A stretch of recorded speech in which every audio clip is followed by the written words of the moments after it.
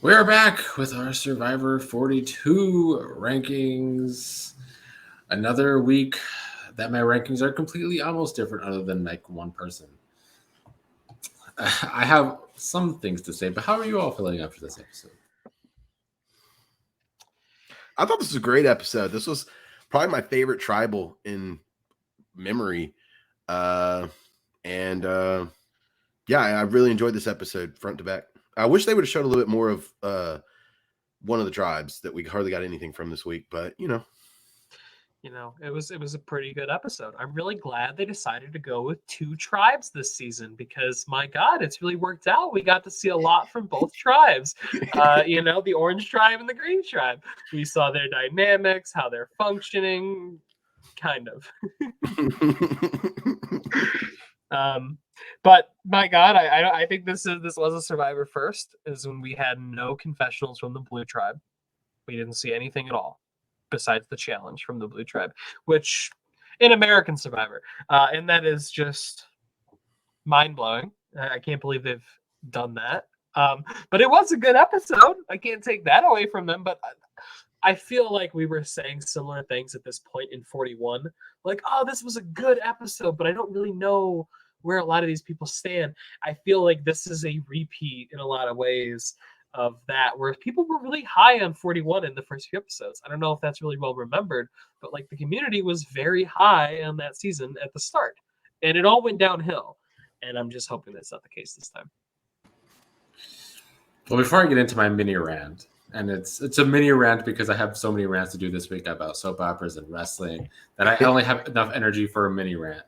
But I'm gonna preface it by saying I like that the editing is more like it's more like even kind of. I mean, yes, we didn't have a whole tribe at this episode, which I agree is kind of a negative. But like going from episode to episode, my opinion changes so much on these people, which I think is a good thing because it keeps me on my toes, which I like. Because it completely flipped most of my ratings from last week upside down this episode. So they did a really good job of setting up. It looked like Daniel and Chanel are going to be this great duo. Clearly not going to be the case. I was completely wrong. So I like that part of the editing. But I feel like these shows, I feel like I'm over them, to be honest, because the twists are absurd. When on episode 3, somebody's getting screwed by advantages or disadvantages or whatever you want to call it, I feel like you've definitely jumped the shark. And it's this tribe's first tribal. So on the first tribal, somebody's getting screwed by advantages or disadvantages. It's ridiculous. And there's no going back with these shows once they start going downhill with all this shit. What's going to be next? There's going to be crazy twists in the first episodes in a couple of seasons that are just going to be absurd. Because all you can go from here is more ridiculousness. They're totally going to steal that one from Australian Survivor, which is not really a spoiler because it happened in the first episode of the season. So, but someone finds an advantage that basically lets them pick 5 people from their tribe it was a big tribe, to be safe at the first tribal. So they just get to send 5 people, leave the tribal, including themselves, and then everyone else just has a mini tribal. Like, that's the kind of stuff we're going to see in American Survivor moving forward. So that's fun. I mean, I don't mind it. I think as much as you do, just because I think a lot of these were brought on themselves. Like the beware advantage. Okay, like I even kind of said last week, you have to open the beware advantage. Like it's Survivor, you get an advantage, but still you have the option. It does say beware, and then I'm sure we'll get to that whole summit where I think Chanel completely drops the ball by giving Omar the impression she cannot lose her vote, and then decides to do what she did. I feel like that was all brought onto themselves in some way. Yes, but I forgot to mention the worst part of it for me is that if you have to throw people's games under the bus as a host or as a producer at Tribal, I mean, do you not think that's absurd? Because they have basically had to reveal to the whole tribe half of their game that they didn't have a vote. I mean, I got a lot to say about the Tribal, but I kind of want to say it in regards to either the players or the boot. Are we going to talk about the boot? Yeah, we could talk about the boot first. Okay. I mean, it is your team, and I hate to break it to you, Mike, but I think the 2 players not drafted might make it further than your entire team. No, you don't say. I really dropped the ball there. I feel like I made the right decision from what I was looking for and what I think a good Survivor player is. I still don't think if you run the season 100 times, I don't think Mike and Marianne are better players than Jenny. Because, all right, we'll talk about the boot. Jenny goes into tribal council. It's a tribe of 6. She has 3 people who want her to stay. One of those people has an idol. So if you go into a tribal of 6 with 3 people who want you to stay, besides yourself, and one of them has an idol, you are surviving 90% of tribal councils. The thing is, can't play. Her teammate can't play the idol. Her teammate can't vote. Her other teammate can't vote. They lost a 4-2 advantage because of twists in the season. Jenny did nothing wrong. Jenny paid for the sins of mostly Chanel. And to an extent, Daniel, I think. I don't necessarily think Mike is at fault here. So really, Jenny paid the price for other people's mistakes. So yeah, I agree with that. Jenny was just, for me, I didn't care for her because anytime we see like preseason coverage of someone, I like it to somewhat be consistent with what we see in the game. And Jenny was on, for me at least, what I saw from her and all her preseason stuff, she was very hyping up herself in a certain light that I just didn't see on the show. I felt if she had half the charisma that she said she had coming into this season, that this might have gone differently. So I don't think she was all that good of a player other than her puzzle skills. I didn't see her social skills at all being good. So this boot didn't surprise me. But her social skills spoke to themselves. She had the majority. She had a solid majority. So she convinced people to work with her. She was clearly competent. Yeah, but I don't think they wanted to work with her as much as they didn't want to work with Lydia. That's just my take, was that it was more of an anti-Lydia sentiment rather than a pro-Jenny sentiment. It felt pretty pro-Jenny until Daniel had to throw her under the bus. It seemed to me like they very much wanted Jenny around. I didn't hear anyone say Lydia's a threat. Lydia needs to go. I didn't remember hearing that as the reason they were voting the way they were voting. No, they voted her out because they thought the opposite, that she wasn't good at comps and she wasn't really bringing anything to the tribe. That's kind of what I was getting, is that they thought Lydia was the weakest link and they were trying to keep a strong tribe so they wouldn't have to go back to tribal. Do you think she's disadvantaged by her age and her sex? Because if Lydia's a guy who's great at puzzles, he's not going to be the bottom of the fucking tribe and get voted out for being bad at comps. Yeah, I mean, she's pretty decent at puzzles, I guess. It's so hard to be good at every type of puzzle and to convince people you're an asset for that. She did well as the caller, I think. And then the first challenge, they did good on the puzzle. So she's pulled her weight there. But you know who else is good at puzzles? Jenny. She proved herself in the triangle puzzle, and I'm pretty sure she was the other person in the first episode working on that puzzle. I remember it was a bit foggy. She probably just didn't make as good of a caller because she's probably not as loud. So I feel like Jenny did everything Lydia did challenge-wise, but better, and probably worked harder around camp. I don't want to be like, oh, Gen Z's lazy, because I'm Gen Z, but that is a stereotype. You have these older leaning people in the tribe, they're gonna get props for having better work ethic. That brings me to my last rant, and then I'll move on. But once again, I want to preface this. I enjoyed the editing a lot better this season. But why does the show, how do they just not give women's perspectives in the edit without, it's not that hard. As somebody who edits, yes, I get that it's different. It's an online game. But it's the same fucking thing because you're just editing people's games. So I don't understand how you can't edit a women's game to look good. We saw it with Erica last season where she didn't get any edit and she won the game. And this season, I feel like there's literally only 2 women that I could see winning this game at this point because there are only 2 women with an actual edit. And that is Marianne and Drea. because nobody else has an edit that I see as they're under-edited. They're just under-edited. And I don't think they're going to give us a woman winner 2 seasons in a row that's under-edited. That's why I can't see anybody winning between. I just want to be a stickler, and I want to add Swathi to that list. I don't think she's going to win because She's under-edited, 19. How much more under-edited is she really in comparison to Drea? Take Drea's summit trip and first challenge thing out, and she's got just as much strategic content as Swathi does. And I actually think Tori has had a lot of edit time too this season over the first few episodes.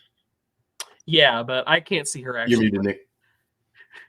I'm going to say Tori's at least someone I could see that has a storyline at least. Yeah. I don't really see it for Swathi.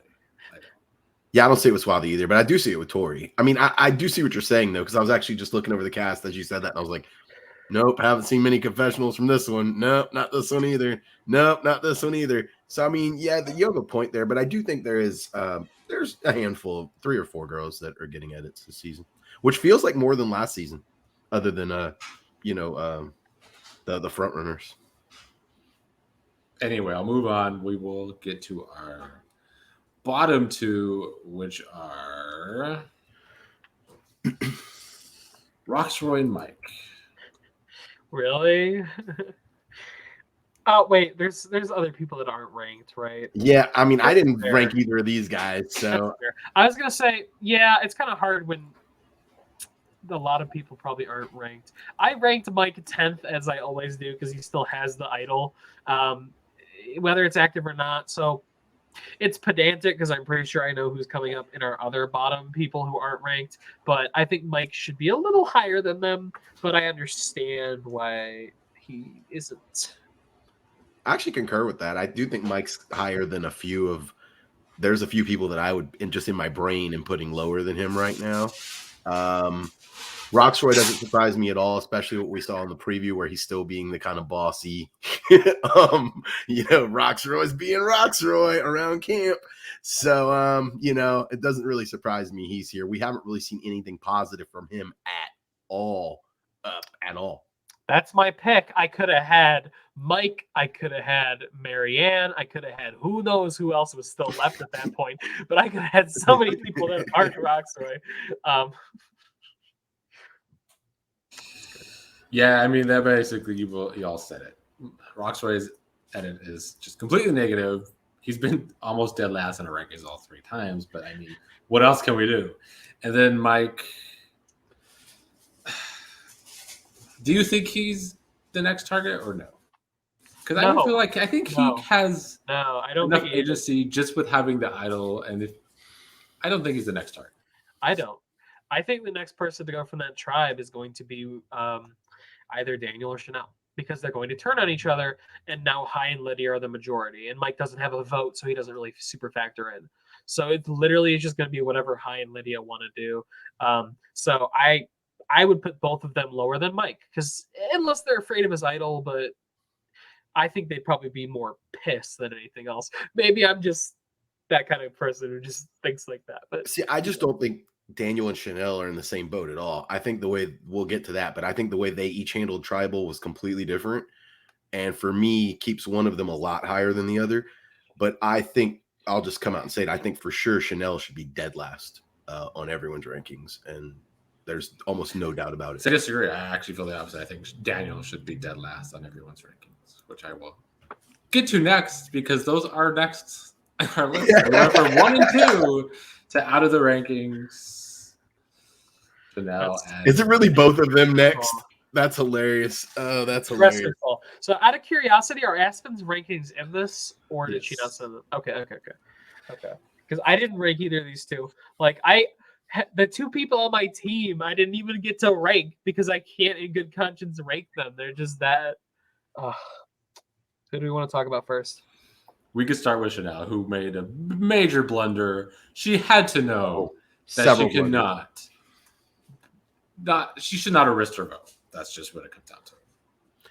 That was huge blunder number 1. You cannot give the other person you're on that summit with the absolute impression that you're not going to risk your vote and then risk your vote. I don't think it would have been, I don't think risking her vote was the mistake as much as she gave Omar almost carte blanche to assume that she was going to play it safe. So, of course, he's going to risk his vote because she just said, I 100% need my vote. So, I think her mistake wasn't necessarily risking her vote. It was risking her vote after giving him that impression. That was terrible. And then I think the way she handled Tribal, which I can see it being debated, but I think it was terrible. Like, they're asking you a flat out question of who you want out, and you're still trying to straddle the line. No, that's not the time to do that. Like, you're being put on the spot, and for someone like her who's played a lot of orgs and is supposed to be this game bot, she was not prepared to be put on the spot, which surprises me because if you play enough of these games, you know that quite often someone's going to put you on the spot. And when they do that, you can't waver. You can't be well, I don't have a vote. No. Who do you want out? Who do you want out? And when you don't say anything, to be fair though, at least in the edit, when it was a straight up question, we saw Mike interrupt her before she could actually answer. Yeah, I didn't like the way she handled that. I just couldn't stand the way she handled that question. I mean, to me, it was the fucking disadvantages that are just out of control. But yes, they both played this Tribal very badly. I agree that Chanel isn't winning the game anymore. I don't think she is. But also, Daniel is supposed to be a lawyer. By God, I would never want him representing me. Because, I mean, he comes into this fucking tie, and he gives up before it even starts, before he could even have an argument. What the fuck was that? And at first, I was like, yeah, maybe he's trying to ask Chanel, just to get Chanel to say, hey, vote for Jenny, so they could maybe somewhat save themselves with Hai and Lydia. But then he goes to the complete opposite direction and just completely throws Chanel under the bus. He already has the blood on his hands. He's not going to have Mike's trust anymore. No offense to Dazed, but Daniel is dazed from the online battle. He's paranoid as fuck, and he has no ties left at this point in the game, which I don't think is great for his game. I think he might have kept Hai and Lydia by doing this. I think he has a better shot of getting Hai and Lydia than Chanel does at this point.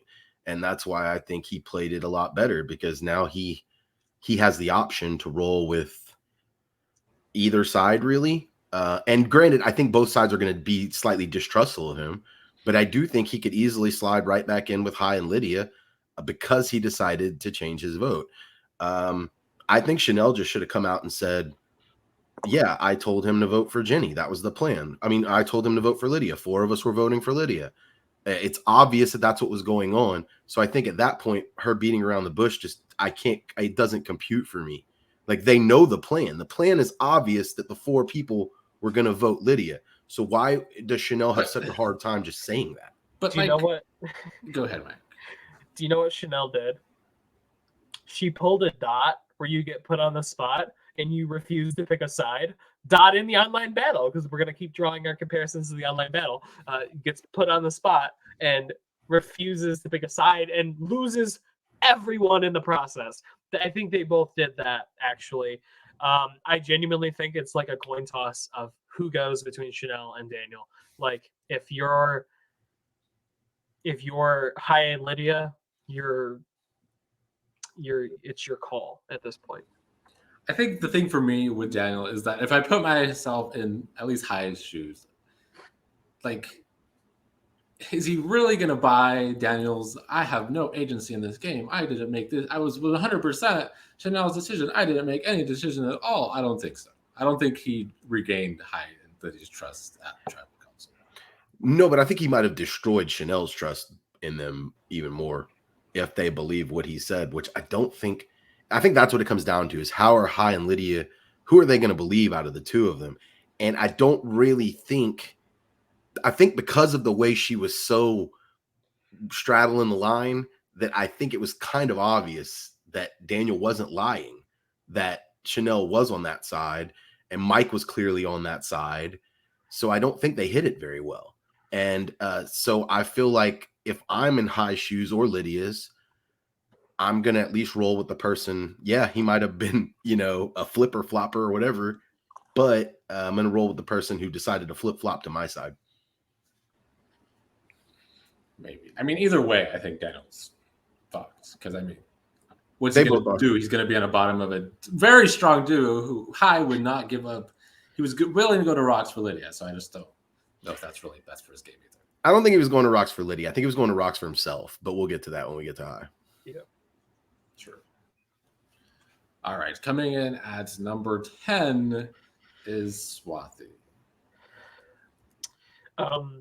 I put her probably the highest of anyone. And I put her that high because I still feel as though she is the best strategic player on that blue tribe. So of the blue tribe that I ranked Swathi the highest. I didn't rank her. There's something about her that annoys me. I can't put my finger on it. I didn't rank her either. And it's honestly because you made a good pitch last week, Van Guy, about her. Yeah, she's getting this strategy edit, but her strategy wasn't really that good, honestly. Kind of like what we're going to see from Jonathan next week.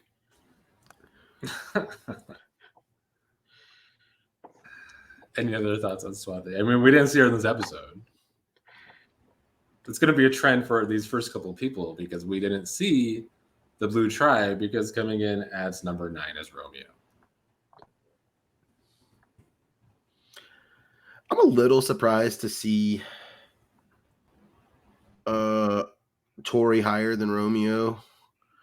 But I mean, what can we say about the blue tribe? We got nothing.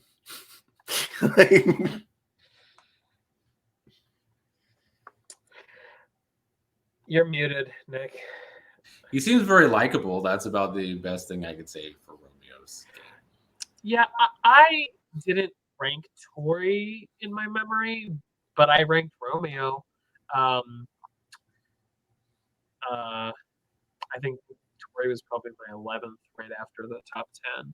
But yeah, I feel like Romeo is in a better spot than Tori is. I feel like Tori's Swati's follower at this point.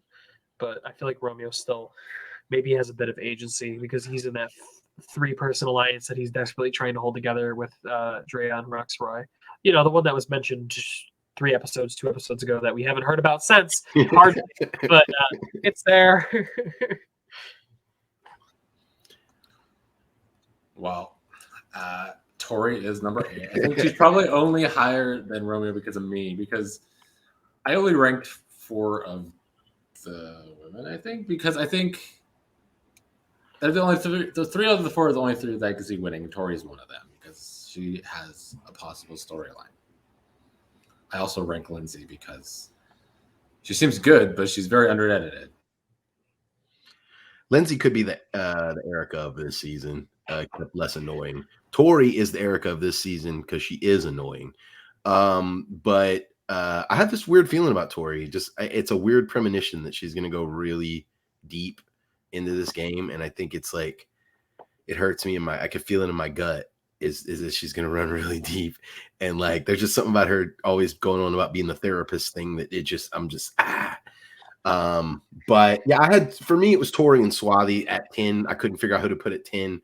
I decided to go with Tori. Feel like either of them could have been there. What are we seeing, man? But she seems smart. Her and Swathi both seem smart, and they both seem capable. So, you know. She's on my team, so I'll allow a deep run.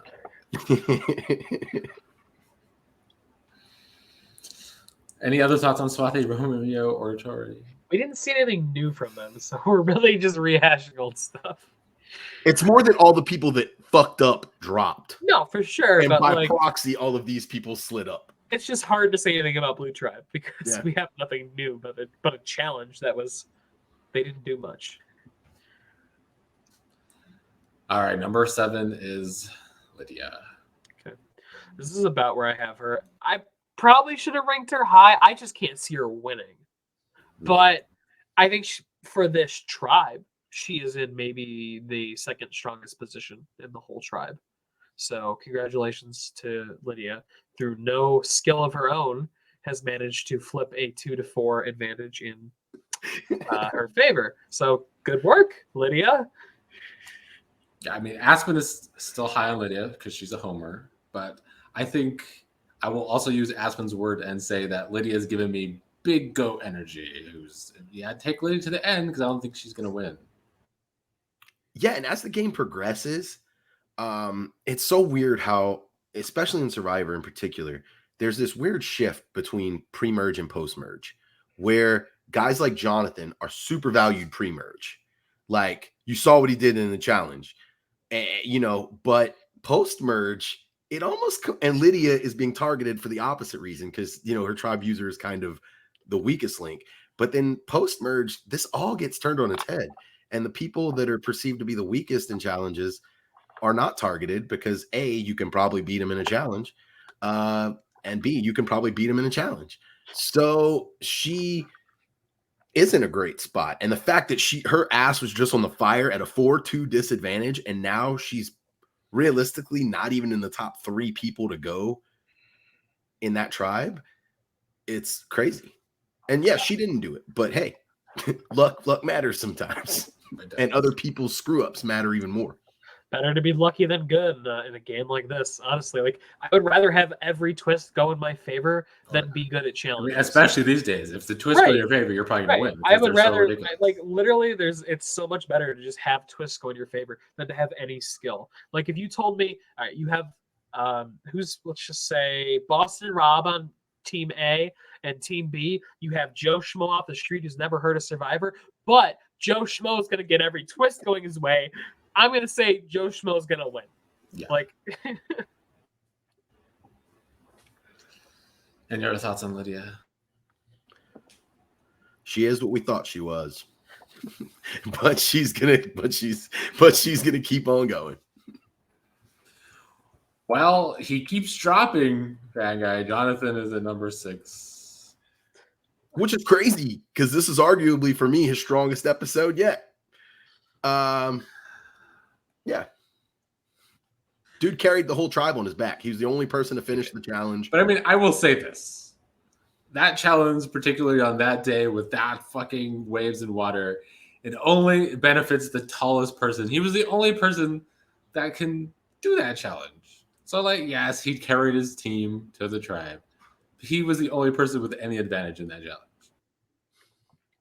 I don't know why he's dropping. He just keeps doing better and better, man. I mean, I know his threat level's through the roof, but at least he is a threat. Like, giving him that much. They're not going to lose in the next episode either because they put that edit, so that means that team's not going to lose. Yeah, I definitely think he's going to make a mistake next episode. They've kind of preluded that. I do have him ranked, but I do think his threat level is going to go through the roof post-merge. I think right now he's in a super good spot, but post-merge, he's going to be one of the first. I mean, if it doesn't, they're dumb. Yeah, exactly. Especially after this challenge. Not only does he do that, but then Probst is like, I've never seen a more individual-based challenge in my life. Okay, well, guys, sorry. Like, first chance we get you out, we're going to have to do that. And then telling Marianne, like, I mean, I'm sure we'll get to that next week, but it looks like Marianne's the person he told about Omar's extra vote. Marianne's 4th on the chain of people in that tribe, according to what we've seen. Like, she's at the bottom of the totem pole. She's the last person you would want to tell about that. Why are you telling Marianne about your number one's power? It makes no sense.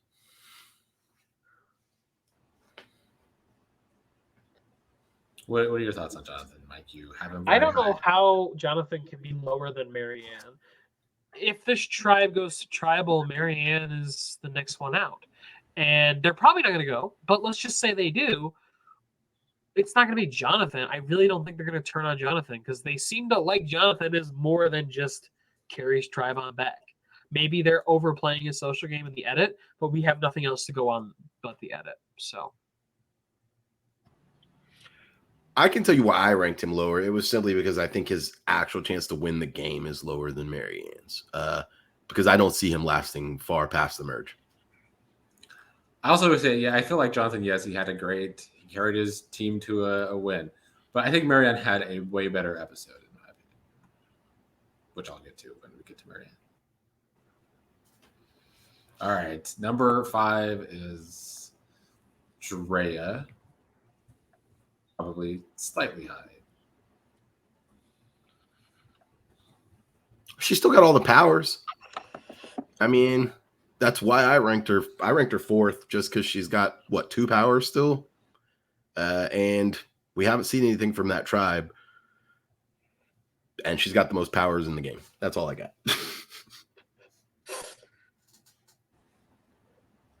Yeah, I mean, that's pretty much as good a reason as any. Like, I don't know. We didn't see anything from her this episode. She just has powers. Like, I ranked her probably higher than I should have, but she has powers. Congratulations. That's Modern Survivor for you. True. And I mean, for me, she's still one of the only women that I think can win with the edit anyway, who has an actual edit, which I still don't think Swathi has. I'm sorry. I don't think Swathi has what I would consider an edit. Well, number 4 also doesn't really have an edit and is a woman. It is Lindsay. I think from a technical standpoint, in my opinion, I actually ranked Drea 4th and Lindsay 5th, but if I had to do it again, I might put Lindsay 4th and Drea 5th because I do think that of the women left in the game, Lindsay, for me, seems to be in the best position. She's on a strong tribe. She's not in any danger. She has no people coming after her. She's in the majority of her tribe, and she seems athletic and smart. So, yeah. Yeah, I mean, I originally had her very high until I was like, this fucking edits. I mean, are they can't give us 2 Ericas back-to-back seasons, can they? They totally could. I'm just gonna say it again, but even stronger. Why? Okay, I like Marianne. She's funnier and better than Lindsay, but she's not in a better position in the game than Marianne. Or I'm sorry, Marianne is not in a better position than Lindsay. Okay, like Lindsay has to be higher than Marianne. Okay, like we can argue pretty much everything else, but that is when I will die on that hill at this point in the game. I'll die with you, brother. I fully concur with that. I cannot imagine putting Marianne higher than Lindsay. Because Marianne ain't going home if this team goes to tribal. You don't think Marianne's on the bottom of those 4? Oh, she's on the bottom, but she ain't going home. Just because of the edit that they showed last week? I mean, I'll tell you why. Okay. Because Marianne is next, so we might as well get to that. I'm ready for it. Because I think she's on the bottom of that 4. So I'm trying to figure out. There's going to be a tie again because she has a vote. She has double vote, and Omar has no vote. So there's going to be a tie, and she's going to be safe. And I don't know what's the rule out of 4 when there's 4 people in a tribe. Is there a fire making or is it a? It's like a rocks. Rocks. So then she's going to be safe. So it's going to be somebody else, or somebody's going to have to. Also, last season, Xander's extra vote said, if I remember correctly, that even if there's a tie, on the tie vote, you still get that vote, the extra vote. So if I'm remembering that correctly, even at a tie, she gets her extra vote. So she can't go home next. I do feel like her edit has been too strong for her to be eliminated this early. I don't think they would have given her the edit that they've given her if she's going to go just yet. Because even, you kind of made the comparison last week, Nick, to Nasir from last season, where he's just got that bright bolt of energy, and a very similar edit too, where they're just edited as this ray of positivity. And Nasir made it a little further than this point in the game, and I just don't think they would give her that much airtime if she was going to be booted this soon. I mean, we've seen pre-mergers with big edits go before. Sure, I mean, I guess Brad maybe. I mean, yeah, Brad's the best recent example, but here we go. Ghost Island, we had Stephanie. I feel like there's some fair comparisons to be drawn there. I mean, I still don't think she's going to pre-merge one because I don't think this tribe is even going to lose possibly. But even if they do lose one more before pre-merge, she can't go home because Omar doesn't have a vote. But does she feel safe? That's the other thing. Because for her to use her extra vote, she's going to have to feel like she's on the bottom. And at least from, we know as viewers that she's probably on the bottom. but does she feel like she's on the bottom? Because she told her whole tribe, look, we got an extra vote. She's very team oriented. She seems like the prime candidate for a blindside because she almost seems overly trusting of her team. And I don't think it'd be that easy. I think she'll get a nice little tip off from production, and then we got to use these. Always the cynic.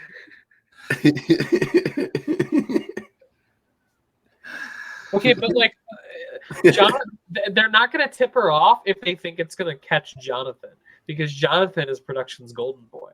So, I don't know. I guess that's true.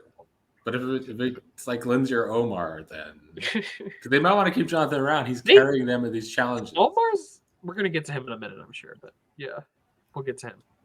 Yes, Omar is next. Which, even though he's on my team, I feel like this is a little high. I don't know. I can't see Omar win. I have just a bad feeling about Omar for some reason. I just don't think he's...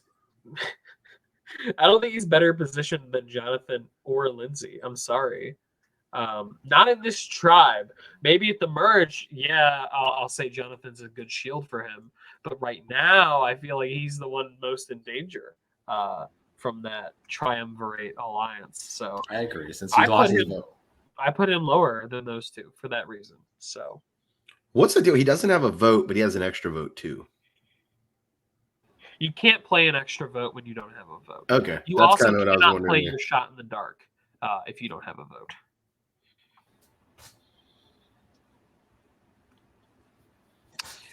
I mean, he seems savvy in the game. I'll give him that. I think he has it in him to play a savage game if he makes the merge. I'm worried that he might not make the merge because of this. I ranked him pretty high. I mean, I have him third, but that's mostly because I do see the potential post-merge. I agree with what you guys are saying pre-merge, but I do think he's in a much better position than Jonathan as soon as the merge happens.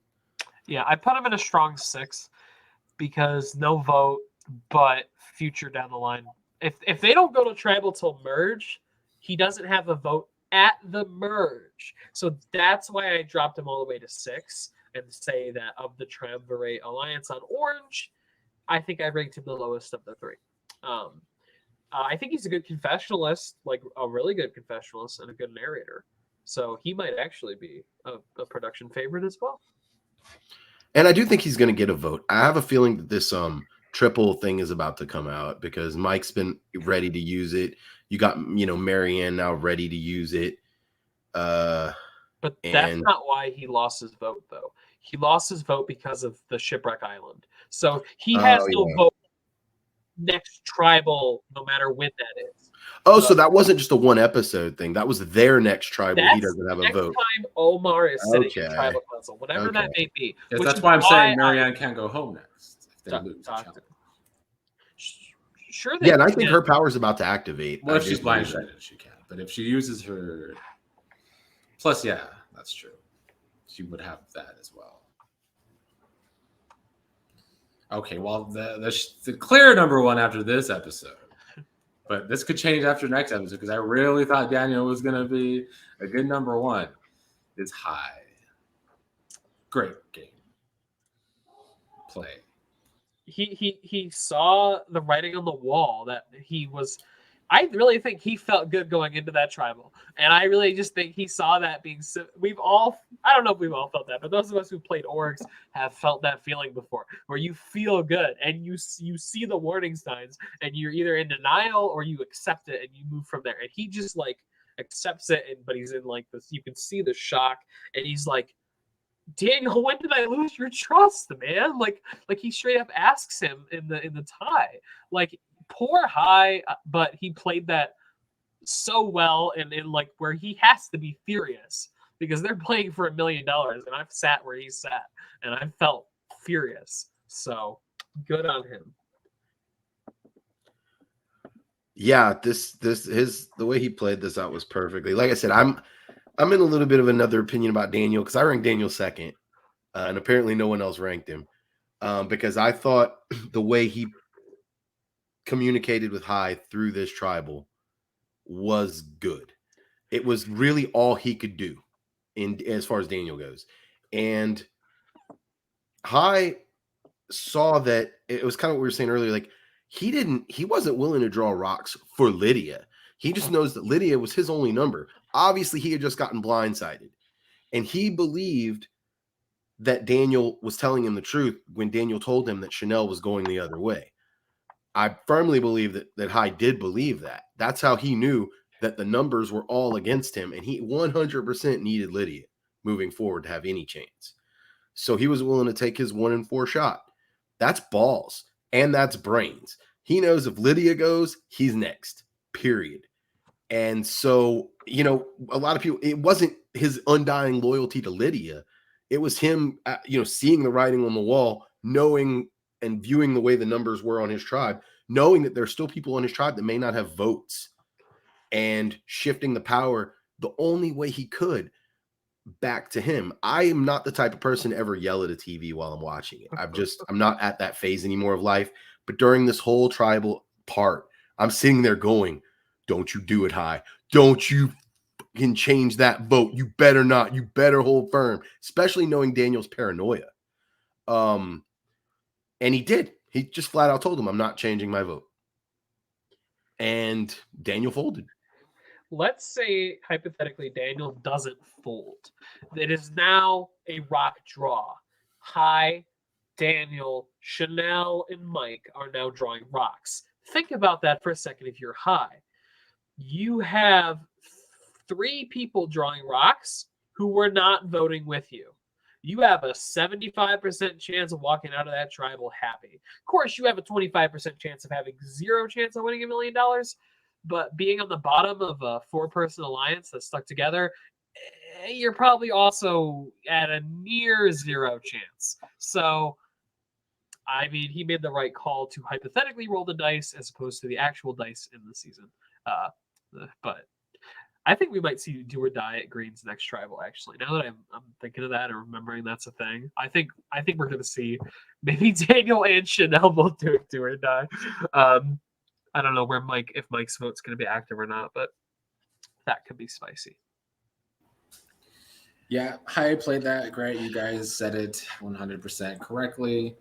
I mean, don't you think though, Fanguy, isn't that why? I don't know why you have Daniel so high. Don't you think since he did the opposite in this tribal, he played this terribly. He severed ties with the people closest to him to be on the bottom of a possible trio, but which may not even gain their trust.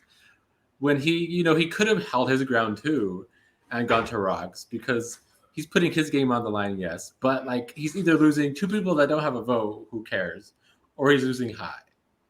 That depends on if you think he fully lost High from this. Because like I think his relationship would have been worse had they gone to rocks and both of them stayed. Because now you just said, well, no, dude, I'm on the other side. But he basically asked both High and Lydia. He was like, are you guys going to hold this against me if I join you guys? Which to me basically was his way of saying, okay, I'm with y'all now. And I think that's the only way he has to go now is to be with High and Lydia. And while I believe that their trust with him might be fractured or is fractured for sure, I can't say that their trust in Chanel is any less fractured, especially seeing, again, it depends on their game savviness, but she was blatantly trying to play both sides in the open. And at least Daniel... I'm going to say this, though. If High is really as game savvy as we're giving him credit for at number 1, the person he should be trusting going forward is Mike. Why would he trust Mike the was 2 clearly people that not turned voting on him? with him. Mike was but Mike's not on his side. He's not one of the people that turned on him. But Mike's on the other side of High. Yeah, but we're back to this eternal debate of, do I go with someone who's like a snake, or do I go with someone who's been pretty clear that we're not allies for a while? But now that their allies are gone, he could totally pick up Mike if moving forward. Like, the question is more on Mike, I think, than on High. I think High is savvy enough to try to extend an olive branch because Mike is now alone. But I don't know how Mike is going to feel. His closest ally is gone. He's obviously pissed. And we didn't even get into the fact of High's intuition with the way that Chanel was trying to get the votes broken up so that it wouldn't go that way. High had the intuition to vote the way he wanted to vote in spite of that whole plan. Which I think is another huge feather in his cap that does show his game awareness. So yeah, I think Hai and Lydia are in great spot. I think they can pick up anybody they want now and kind of roll against whoever's left. And I do agree with you guys. I think it'll be Daniel or Chanel. For me, it's just I really could not get over how poorly I thought she in particular. I thought Daniel played it way better than her. And that's just a perception thing, but Daniel just seemed to be more open about what, like, he was at least communicating what he was doing. And he did try to throw her under the bus, which I thought was also smart because everybody knows y'all are close. She's obviously part of this plan. But I thought that was the opposite. Why would you completely throw your number one under the bus on day 7? The day 7 is the new day 15. Well, I didn't think he was trying to throw her under the bus at first, honestly. I think he was trying to convince Hai that they were together, that the 4 of them were together. And that was a byproduct that came of it. I mean, he's still saying it's Chanel's idea. It was totally Chanel's 100% idea.